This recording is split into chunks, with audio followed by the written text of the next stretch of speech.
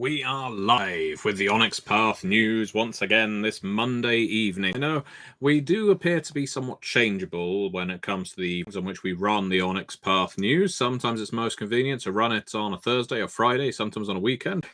Today on a Monday, we dot these things around to keep you on your toes, but also because we writerly types have very hectic schedules, not least when you're having work done on the house you live in. It makes recording sometimes a bit of a hassle, but now is the time, now is the winter of our discontent, and we will get into it. Thank you very much, everyone who was waiting to tune in while I was just setting things up, by the way. This week is a very exciting week for Onyx Path Publishing. I think I say that every single week, but this time, no lie, it is exciting. And the reason why is because at the end of this week comes Onyx Path Virtual Gaming Convention 2022, or Onyx Path Con for short.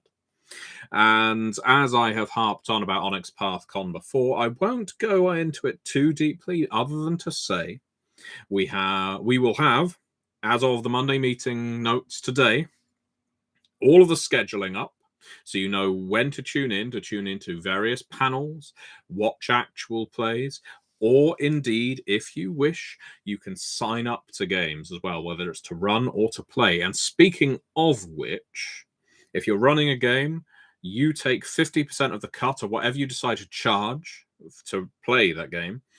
But 40% of that figure goes to the Badhana Group, a non-profit organization that uses TTRPGs as therapeutic tools. They're a wonderful group. We've worked with them many times. And 10% goes to Start Playing because they host this website. Now, not only that, last week I was saying we would love more GMs. We want more games on the roster. We want more people running. And, well, wouldn't you know who won the pony, as they say? We have now got around 40 games set up to run over the weekend. So it's not like we are lacking in games. Thank you very much, everyone who responded, whether it's through this video, my tweets, Facebook posts, or anyone else's who looked at them and thought, wow, okay, I really want to run a game this weekend. So now what we're looking for is players. All the links to find the games are below. Whether you're wanting to run a game, play a game, there will be lots on offer. You don't have to have a camera set up either. Most of these are going to be run voice over Discord. You just need to be able to log into Discord. Basically takes about 15 seconds to set up a Discord profile because you can link it to your Google or your Facebook or whatever. And then it's just a case of having a microphone and a semi-decent internet connection so you can play. Simple as that. Obviously, some games are going to be on stream. I'll be running They Came from Camp Murder Lake as an example for some lovely players. But we've got lots of games on the show, on the convention.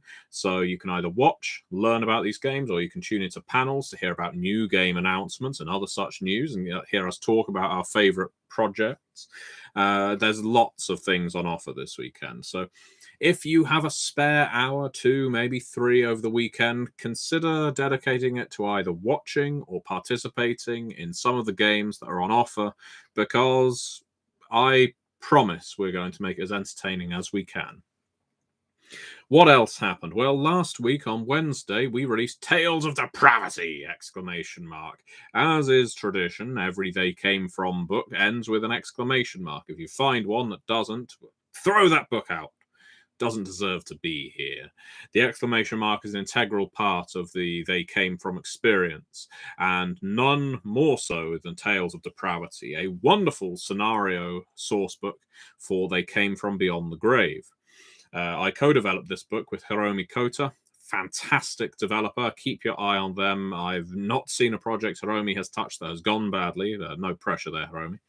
And it contains some fantastic fiction, some wonderful scenarios that run the gamut from Creepy Village, Children of the Corn, Wicker Man style, running through to mutations and drugs in a leisure sense. It almost has it's almost a bit Return of the Living Dead in feel.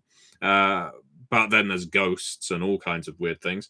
And of course, mutants based on roid rage. And then you've got a fantastic blaxploitation movie-style scenario as well. I think from memory it's set in Detroit. It's read it, it feels like you are watching one of these movies like Dolomite, famous blaxploitation movie, or Blackula, or any such movie that was really sort of at the heart of that subgenre. And the author, Jeeba, did wonderful work, just as they did on Chicago by Night and other books with which I worked with them. So, but all of the authors did a wonderful job on Tales of Depravity. And the reason I suggest it isn't just because we just released it, but because your support on the They Came From line is what motivates us to keep making They Came From books. You buy the source books, we make more of them. It's a simple transactional method. Tales of Depravity doesn't cost you much at all. It is linked below. Please pick up a copy, whether it's in PDF or print, because we would love to have your support. And if you've never run Beyond the Grave before, you've got 3 pre-written scenarios to get you started. Plus, there's connective tissue between all of them, so you could, in theory, play them as one long arc. We have more. Of course, we have an Indiegogo campaign ongoing right now for Exalted Exigence. And, well, I don't need to say at this point that it is done well. But I will. It's done well. We've surpassed 1,000 backers. That's always a good target for us. We have surpassed 300% funding. Again, a wonderful target. We keep moving towards stretch goals. And yeah, I really can't say much more than thank you so much, everybody who's given this campaign your support. But also, if you haven't supported it yet, please consider checking out the campaign. Once again, linked below. Exigence is a bit of a different Exalted product, as far as I'm aware, in that it really does help you build your own, I guess, character. The process of being an Exigent isn't quite as funneled as being a Solar, being a Dragon-blooded, or the like. There's a lot more customization to these kinds of characters, so far as I've been able to tell from reading the manuscript as this book has proceeded with funding. So it's an interesting book, and I think a lot of players who've wanted as this sort of build your own character aspect into Exalted have really glommed onto the idea.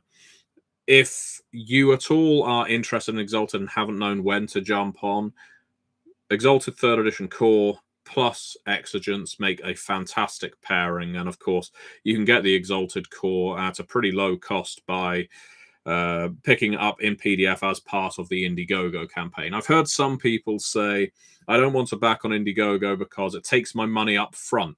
I'm used to Kickstarter taking my money at the end of the campaign, and so I don't feel like I can do this. Well, to that I say, if you want to wait until the end, do so. Set up a calendar reminder. Just don't miss that closing window, because remember, it's the contributions you make during the campaign that are going to go towards stretch goals. We don't always have backer kit contributions leading towards stretch goals, because quite frankly, sales, investment, people pledging drops off in backer kit. It always does. Backer kit isn't as, I guess, marketing tool heavy as Kickstarter and Indiegogo. But I would also say, just remember, if you put your money down now on Indiegogo and you decide in the course of the campaign that your finances have changed and you can no longer support it, cancel your pledge, you'll get your money back. Simple as that. So don't be daunted, if you can help it, with putting your money down up front. You can always get it back if your situation changes. And of course, if you don't want to, just set up a reminder to a day or two before the end of the campaign, just to make sure you get in there before the closing date. So this is going to be a relatively short Onyx Path news. I've just wanted to focus on the Onyx Path Con, on Tales of Depravity, on Exalted Exigence, but we do have lots more things going on in the video description below, including some recent releases and including some very exciting releases via Roll20, namely Scion Hero. I have been playing a lot more tabletop, or virtual tabletop, via Roll20 with Rich Thomas, with Travis Legg, Dixie Cochran, and Eddie Webb, my colleagues, because Rich has been running the Crossroads continent, that's his setting, using D&D 5th edition for us on Roll20. And this is somewhat new to me. I've played some games on Roll20 before, but not many. And it's wonderful to see all of the tools at our disposal on this platform. And quite frankly, it's been fun to dive back into traditional fantasy, and Rich is running a brilliant traditional fantasy dungeon crawl. We are putting the episodes of the gameplay up on the Onyx Path cast. So episode 1 came out last Friday. Episode 2, I think, will be coming out this Friday. So do listen out for that if you're interested. We will also have a pre-recorded version that is launched during the Onyx Path Con, so you'll be able to watch us play it if you so wish. With that said, I will depart for the evening. Thank you very much for tuning in, and well, do support any or all of the various products, books, games, campaigns, and so on that I've mentioned, and it would be appreciated. See you next time, or if not, before, at Onyx Path Con.